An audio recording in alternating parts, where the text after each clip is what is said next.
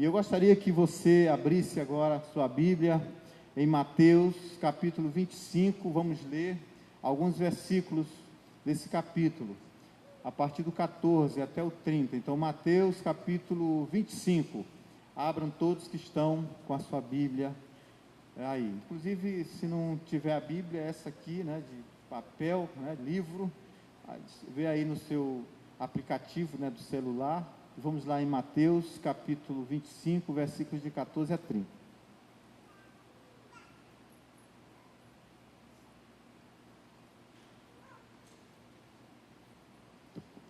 Diz assim, texto da palavra, palavras do próprio Jesus Cristo. Porque isto é também como um homem que, partindo para fora da terra, chamou os seus servos e entregou-lhes os seus bens. A um deu 5 talentos, a outro 2, e a um outro 1, segundo a capacidade de cada um. E ausentou-se para muito longe. E tendo ele partido, o que recebera 5 talentos, negociou com eles e granjeou outros 5 talentos. Da mesma sorte que recebera 2 talentos, também granjeou outros 2. Mas o que recebera 1, foi, cavou na terra e escondeu o seu dinheiro, o seu talento. E muito tempo depois veio o senhor daqueles servos e ajustou contas com eles. Então, aproximando-se o que recebera 5 talentos, trouxe outros 5, dizendo: Senhor, entregaste-me 5 talentos, eis aqui outros 5 talentos que granjeei com eles. E o seu senhor lhe disse: Bem está, servo bom e fiel. Sobre o pouco foste fiel, sobre muito o colocarei. Entra no gozo do teu senhor. E chegando também o que tinha recebido 2 talentos, disse: Senhor, entregaste-me 2 talentos, eis aqui granjei outros 2 talentos com os 2 que tu me deste. Disse o seu senhor: Bem está, bom servo, fiel, foste fiel sobre o pouco, sobre o muito te colocarei, entra no gozo do teu senhor. Mas, chegando também o que recebera 1 talento, disse: Senhor, eu conhecia que tu és homem duro, que ceifa onde não semeaste e ajunta onde não espalhaste, e atemorizado escondi na terra o teu talento. Aqui tens o que é teu. Respondeu também o seu senhor, disse-lhe: Mau e negligente servo, sabes que ceifa onde não semeio, ajunto onde não espalhei. Devias então ter dado meu dinheiro aos banqueiros, e quando eu viesse, receberia o que é meu com os juros. Tirai-lhe, pois, o talento e dai-lhe ao que tem 10 talentos, porque a qualquer que tiver será dado, e terá em abundância, mas ao que não tiver, até o que tem lhe será tirado. Lançai, pois, o servo inútil nas trevas exteriores, ali haverá pranto e ranger de dentes. Eu poderia dizer amém, mas eu vou dizer dessa vez misericórdia, porque eu terminei o texto na parte mais dura e mais complicada. Então, que Deus nos abençoe nessa noite em sua misericórdia e graça. Pai Celestial, nós te agradecemos por esse privilégio. Estamos aqui, ó Deus, diante da tua palavra, o teu próprio Filho, meu Deus, falando conosco através dela. Te agradecemos por essa oportunidade, meu Deus, e eu peço, meu Pai, que tu abra as mentes, que tu ilumine, meu Deus, as mentes, os corações, com a luz, meu Deus, do teu Espírito, de tal maneira que essa palavra seja lâmpada para os nossos pés e luz para o nosso caminho. Usa, meu Deus, como instrumento em tuas mãos, para a glória do teu nome e edificação do teu povo, em nome de Jesus. Amém. Amém? Amém. Muito bem. Nesses momentos, quando nós temos pensado em multiplicação, crescimento, dons, talentos, ministérios, eu fiquei pensando, eu preciso tratar um pouco sobre isso, para que nós tenhamos como nos subsidiar um pouco mais nesse momento, ajudados, obviamente, pela palavra do Senhor. E se eu creio na palavra como um todo, eu creio muito mais quando não é simplesmente um patriarca, um profeta, um apóstolo falando. Eu creio nela como um todo, mas quando eu abro a palavra de Deus e ali estão expressões do próprio Jesus Cristo, o Verbo que fez acontecer todas as coisas desde o princípio, eu dou um crédito tremendo nisso, apesar, como já disse, de crer na palavra como um todo. Sei que toda ela é a palavra de Deus.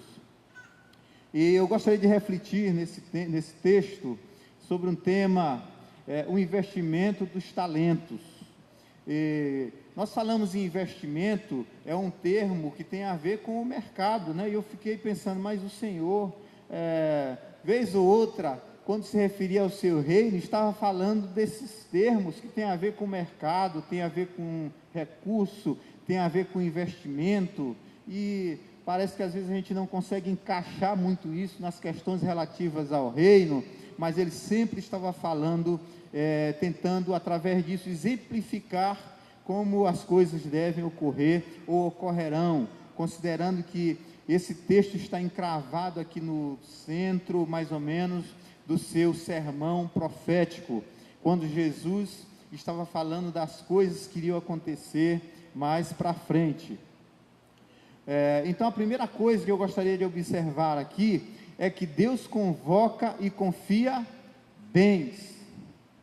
Deus convoca e confia bens. Então, aqui tem um princípio, que é o princípio da mordomia.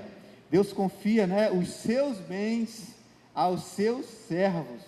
E a gente, às vezes, não está muito atento a isso, e trata as coisas do reino como se fosse uma coisa muito assim, que não se deveria dar tanta atenção nesse sentido. Mas as coisas do reino, elas são os bens do próprio Deus. Então Deus confia esses bens aos seus servos. E eu gostaria, só antes, fazer aqui algumas observações ou curiosidades, para que a gente se encaixe melhor e entenda melhor essa nossa reflexão de hoje. Primeiro, ele tem um termo que ele usa aqui, chamado banqueiros, né? Então, os banqueiros eram pessoas naquele tempo que ficavam atrás de pequenas mesas, fazendo negócio. Mas como é que Jesus vai exemplificar o reino, falando de banqueiro, pessoa que fica atrás de uma mesa, fazendo negócio? E ele vai usar isso como uma analogia para tratar do seu próprio reino. Outra curiosidade, ele fala de juros. Tinha sentido de prole, tinha sentido de filhote. É como se o capital de giro é o pai e a mãe, e o dividendo, ou os dividendos, o lucro, são os filhos, ou é o filho, ele é o filhote, né? Então ele sempre está esperando que esse capital de giro, que ele chama de lucro ou de juros, eles realmente, o capital de giro, que é o investimento, e os juros, que são os filhos, que eles realmente apareçam, que haja o que? Reprodução. Deus está esperando isso. E serviço, que ele trata aqui, ou servos, são escravos que se tornaram mordomos, a quem Deus confia todos os seus bens.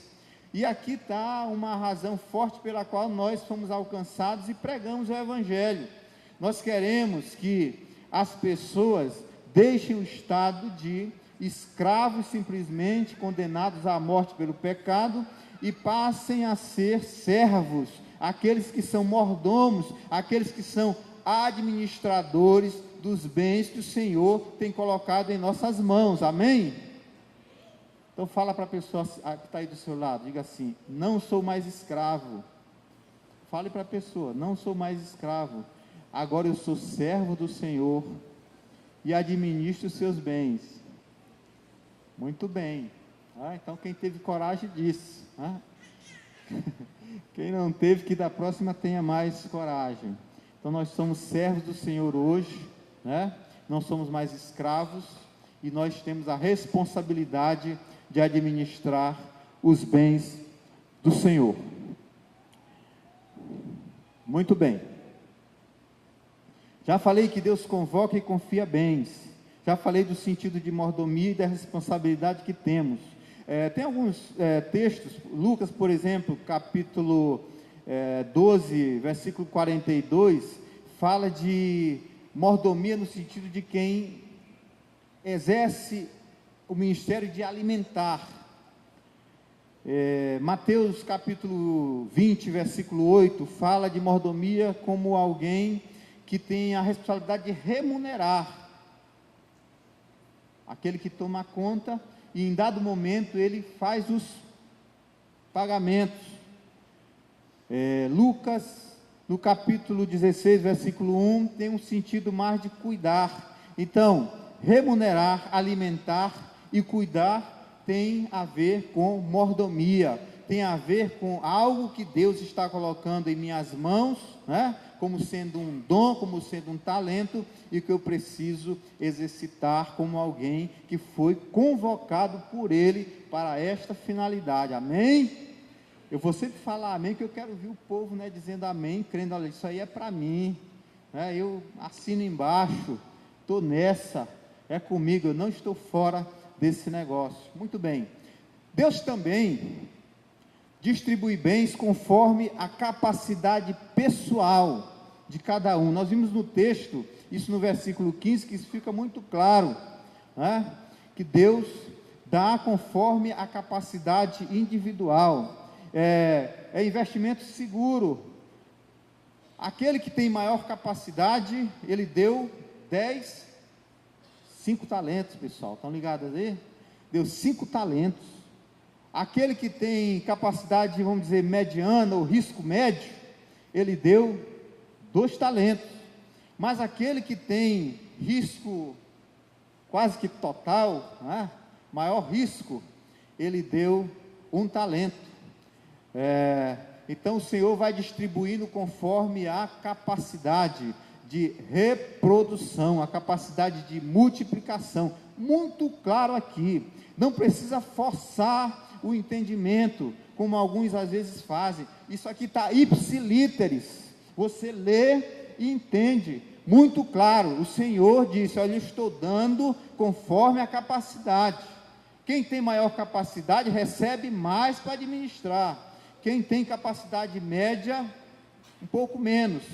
E mesmo aqueles que não têm capacidade alguma de reproduzir, o Senhor não os exclui, o Senhor ainda assim lhes dá oportunidade. Então Deus distribui conforme a capacidade de cada um dos seus servos.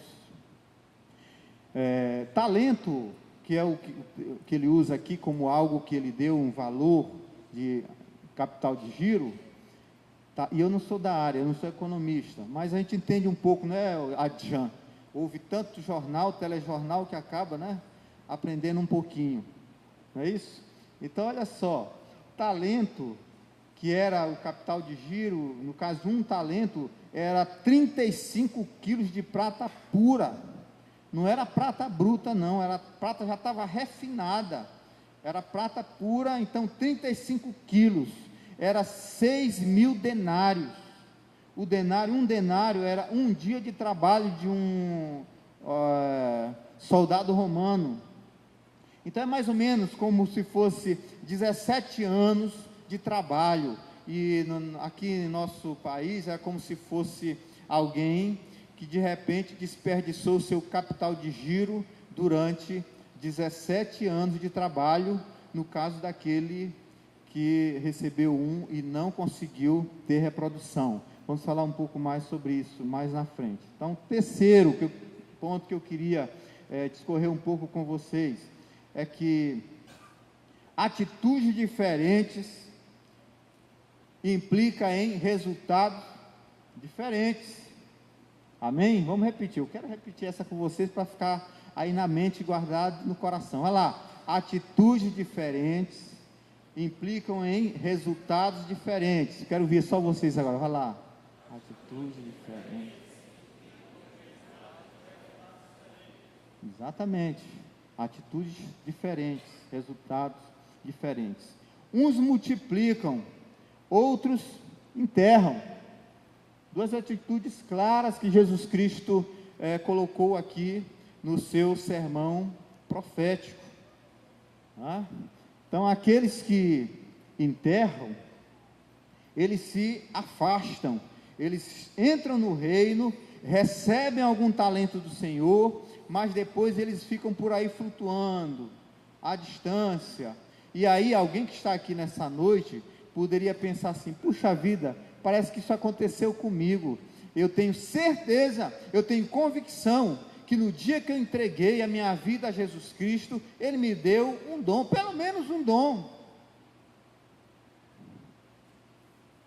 E o que ocorreu com o meu dom? Eu me afastei, eu me distanciei, eu cavei um buraco, enterrei o meu dom. Eles se escondem, ou escondem aquilo que Deus colocou em suas vidas, em suas mãos, para que realizasse algo tremendo no reino de Deus, no sentido de multiplicação, no sentido de produzir algo que pudesse apresentar ao Senhor naquele momento, quando o Senhor vier prestar as contas com cada um de nós. Aqueles que multiplicam são aqueles que, quando recebem, eles têm uma atitude proativa, eles não se aguentam, eles recebem, têm consciência de que tem um dom, de que tem um talento, e eles então vão para a ativa, eles vão para a ação, começam a se mexer, não sabe, eles querem que aquilo realmente se reproduza, que aquilo aumente, que aquilo cresça. E queridos, aqui está um dos grandes segredos do avanço do cristianismo evangélico ou protestante, é que houve um tempo em que as pessoas eram ensinadas a que elas tinham que viver na pendenga mesmo aqui, na pior, amargando as dificuldades, e que elas precisavam se preocupar apenas com o reino dos céus, e que lá finalmente eles teriam tudo e viveriam bem. Aí vem então a pregação do Evangelho da Reforma, onde as pessoas começam a entender que o reino que Jesus veio falar e implantar, ele começa a ser implantado aqui na terra. O reino dos céus, Jesus falando desse reino sendo aplicado aqui na terra, e ele então subsidiando os seus servos agora, administradores, mordomos, a que eles tivessem condições de exercer isso de forma a ter resultados. E esse princípio do Evangelho, do ensino de Jesus Cristo, é um princípio que tem que ser aplicado e deve ser aplicado em nossa vida como um todo. Aquilo que eu dei uma pincelada rápida de manhã, na perspectiva da cruz, as bênçãos espirituais, a começar da minha salvação eterna em Cristo Jesus, quando eu confesso o meu pecado, recebo o seu perdão, e adentro as fileiras daqueles que seguem o Senhor Jesus Cristo, caminhando para chegar às mansões celestiais. Essas bênçãos na vertical, espiritualmente falando, elas se aplicam na perspectiva horizontal. Isso é a cruz, onde todas as áreas das nossas vidas, a tua vida estudantil precisa ser impactada pela perspectiva vertical, a tua vida profissional, a tua vida financeira, a tua vida como empreendedor, a tua vida, enfim, todas as áreas, ela precisa ser impactada. E muitas das vezes ela não é impactada, porque as questões relativas a esse nosso entendimento, de que não estamos aqui para outra coisa, a não ser para servir o Senhor, seja lá no que estivermos fazendo, desde que isso seja honesto. Então eu sou ministro e você é ministra do Senhor, e ministro do Senhor, fazendo o que estiver fazendo, como dizia o apóstolo Paulo, não é, pastor Marcos, fazendo qualquer coisa, comendo, bebendo, ou fazendo qualquer coisa, isso é para a glória do Senhor.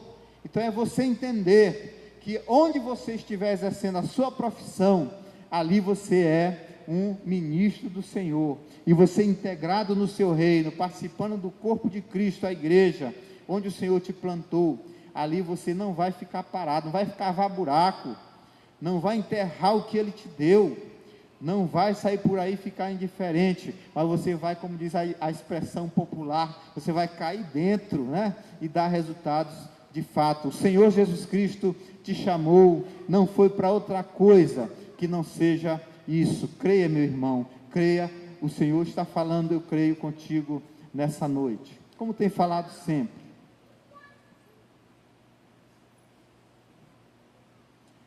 Deus pede contas, e aqui eu estou sendo um pouco presbiteriana, usando esses 4 itens dessa reflexão.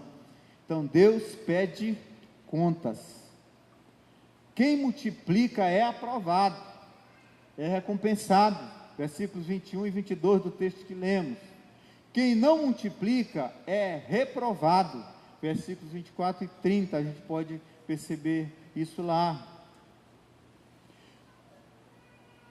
Aí alguém fica pensando, mas como é que pode isso, eu entrar no reino de Deus, entrar nas coisas do Senhor, e ter um Senhor que começa a me apertar, e para que eu dê resultado, porque senão quando Ele vier pedir contas, a coisa fica difícil. Eu vou perguntar uma coisa para você, me diz uma coisa, se você tiver um capital,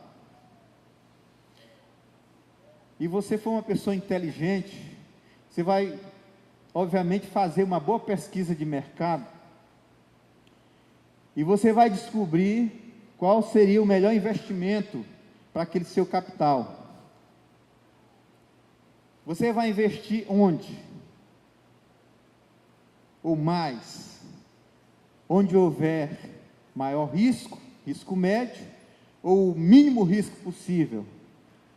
Você vai fazer uma avaliação, obviamente, junto com um bom consultor dessa área, e vai investir onde houver melhor condições de ter rendimento. Nós fazemos isso por natureza, só se a pessoa estiver um pouco translocado da sua razão, do seu entendimento, da sua inteligência, mas se tiver, ele vai no ponto certo, né? E aqueles que estão em dúvida, geralmente procuram boa assessoria na área específica, e vai lá e procura fazer o melhor. Imagina, agora você exigir que Deus pegue, olha, eu tenho de melhor que não se compara a ouro, prata, seja lá o que for. Ele usou isso aqui só como uma analogia para explicar. E aí eu vou botar na mão de qualquer um, de qualquer jeito, não estou nem aí se eles fizerem o que bem quiserem, com o que eu tenho de mais precioso. Vocês acham que Deus faria isso? Você não faria com o que é seu, e por um motivo ou outro, se fez e aí teve algum prejuízo, mas não era o que você queria. Se pudesse voltar atrás, faria melhor agora, daqui para frente.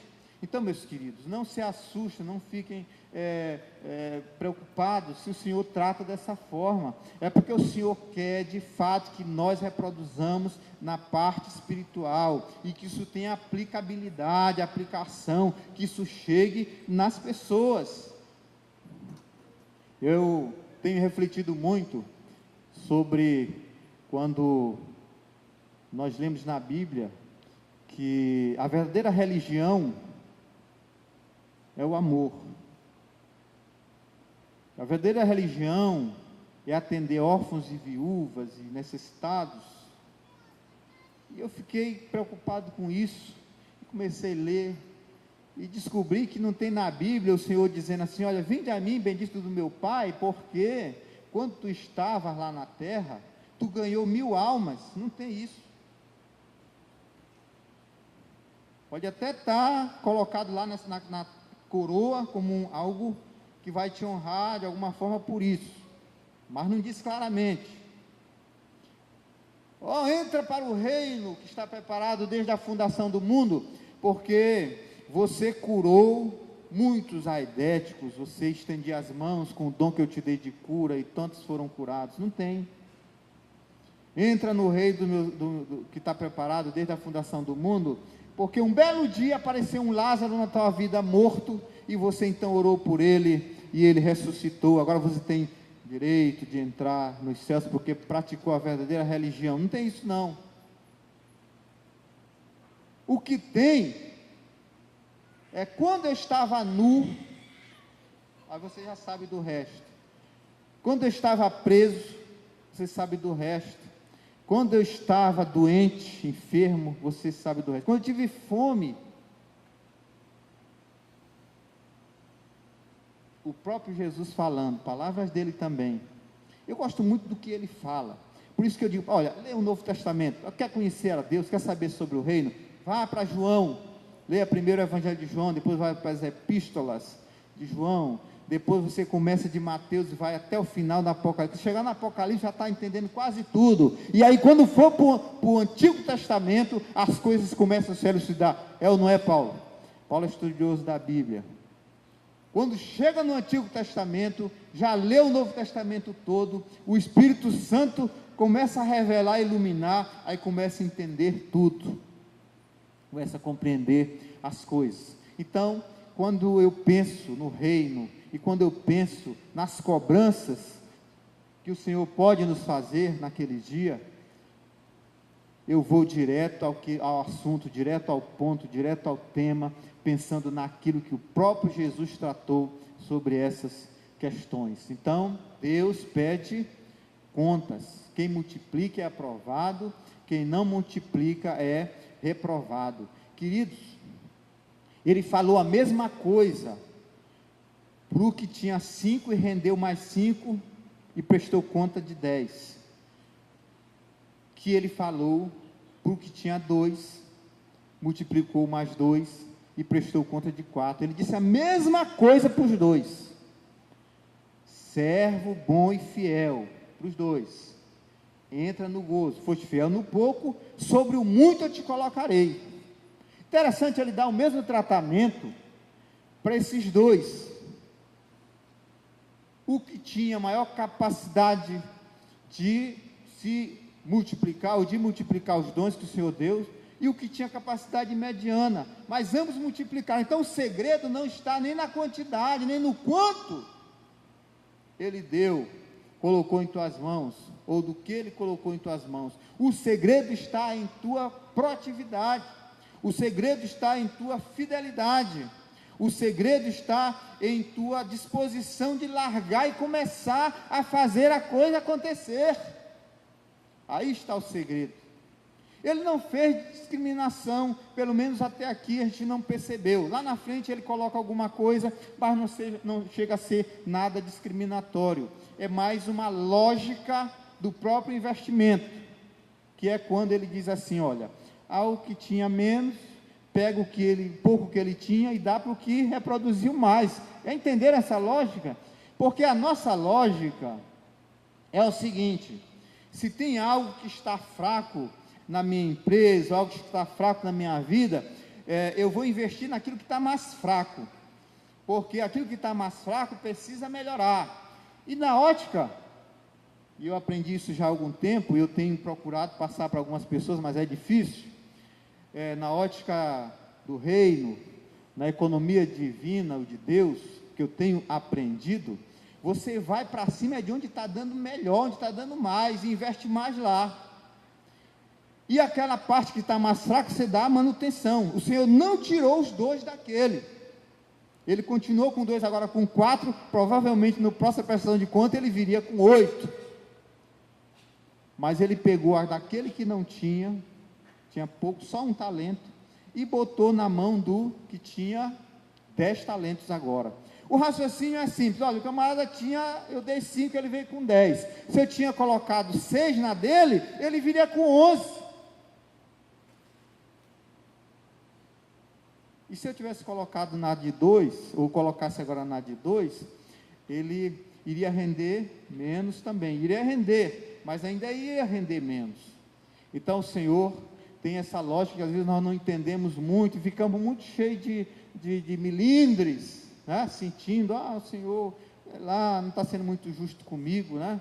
Mas na realidade nós, quando temos inteligência, fazemos assim, deveríamos fazer assim, e o Senhor faz também. Então o que é que você tem que fazer?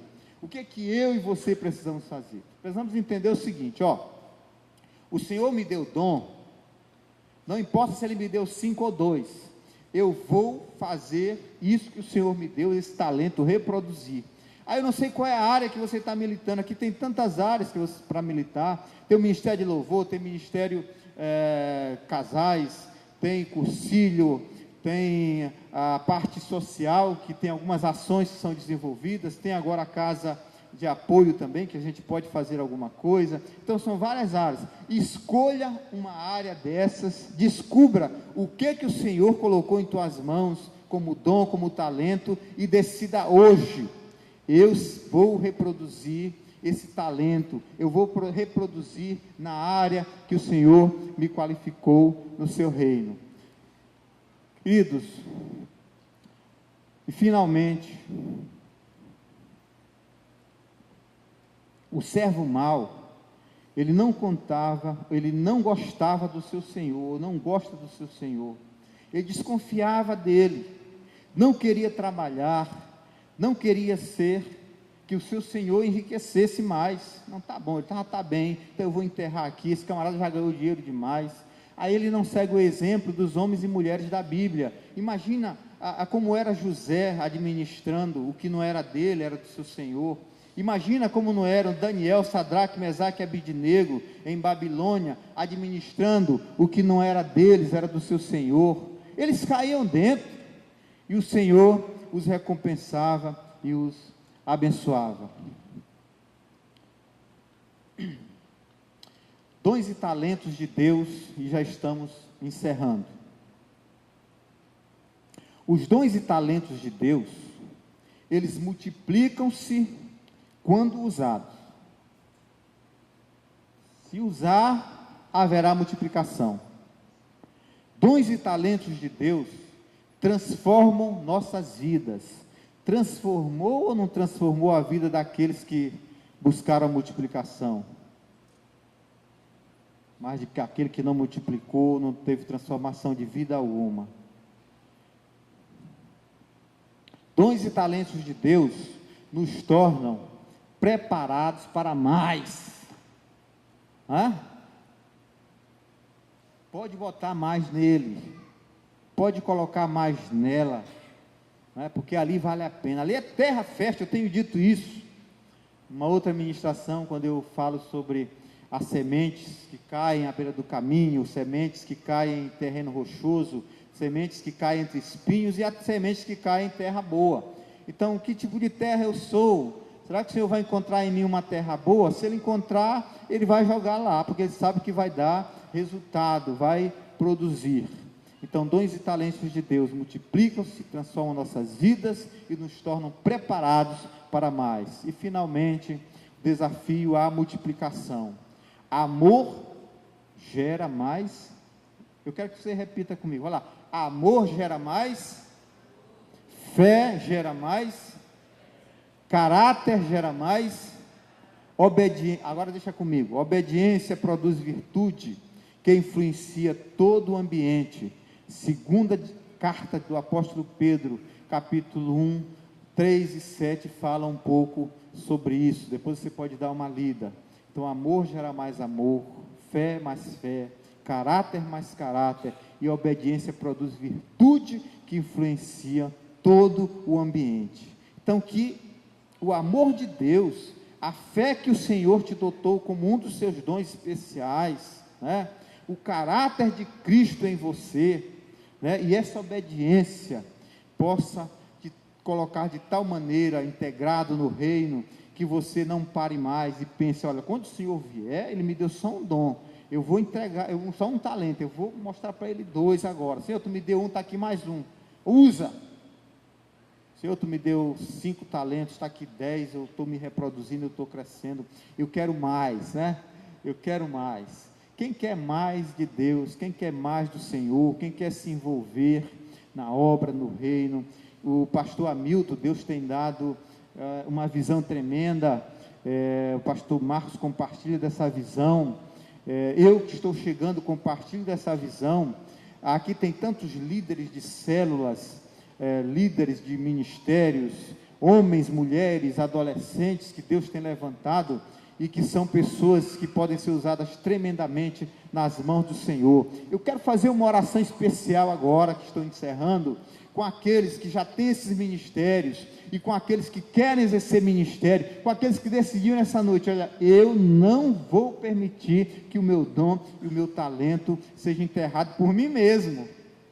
Eu não vou cavar buracos para enterrar talentos. Aí mesmo onde você está, Você vai ficar em pé de forma corajosa, dizer: olha, eu estou dentro, eu vou participar, eu vou me integrar, eu vou arregaçar as mangas, eu vou ser um instrumento de Deus na sua obra, no seu reino, aqui nesse lugar onde Ele me plantou. Então você pode levantar agora, vamos fazer uma oração, ministrar uma oração na tua vida nesse sentido.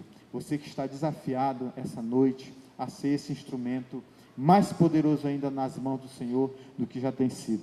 Os que são líderes que querem, façam isso, e aqueles que ainda não são, não estão integrados ainda nas células, não estão integrados ainda em nenhum ministério, você deseja isso, você quer isso, fique em pé, e nós vamos orar por você.